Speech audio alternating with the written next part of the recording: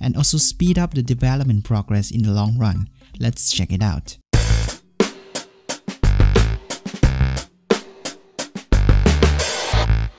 Number 1. Using CSS instead of utilizing heading tag. While it's not wrong with using span with CSS class to create a heading, using the actual heading tags provide you lots of benefits. First, you will have the standard structure and style across your page without having to assign the class to each div or span. This will also reduce the size of your code a little bit.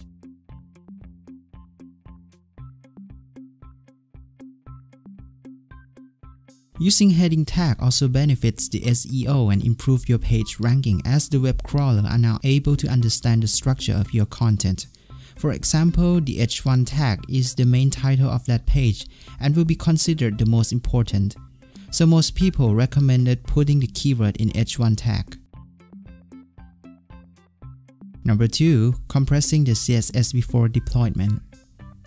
There are lots of line breaks and white spaces in the CSS file, so using CSS compressor or minify tools to remove them is an efficient way to reduce the CSS file size. This will also reduce the page loading time, especially if you have lots of large CSS files. Some compressor tools are also go as far as removing the invalid CSS properties for you, or removing the last semicolon and unnecessary backslashes. So if you are working on a small project, there are tons of online CSS compressor tools available, but you might want to consider setting up a compressor in your build steps such as CSS Nano if you are working on a large one. Number 3. Avoid using important rules. Personally, I think using important rules to override the style is the same as using goto statement in programming languages. It's hard to debug and difficult to maintain. But don't worry, if you really have to use it, just use it. However, you might want to consider the alternative by using higher specificity. For example, using ID selector instead of class.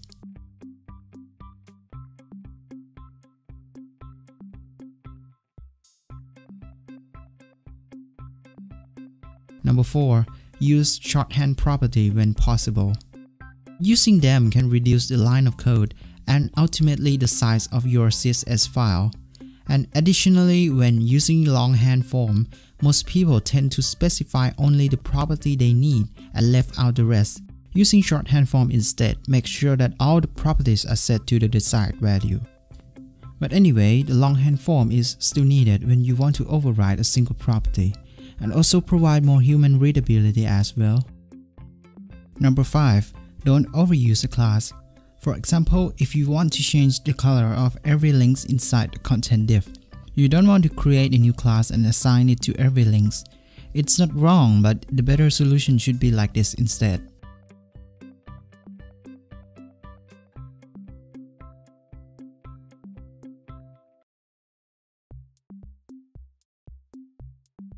Number 6. Always checking browser support when using any sophisticated CSS properties. For example, if you apply a CSS filter effects such as blur or grayscale, you should know that they are not supported by IE and also have some outstanding issue with age.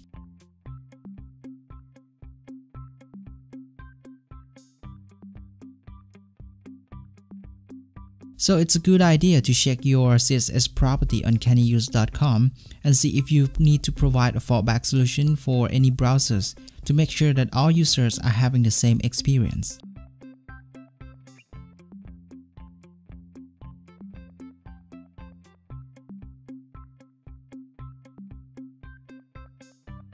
Number 7.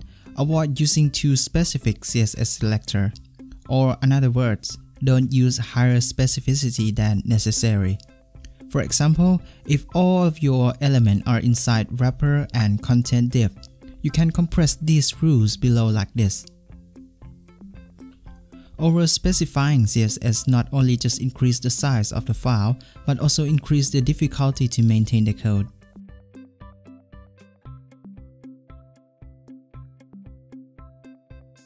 So that's all for this video. Hope you guys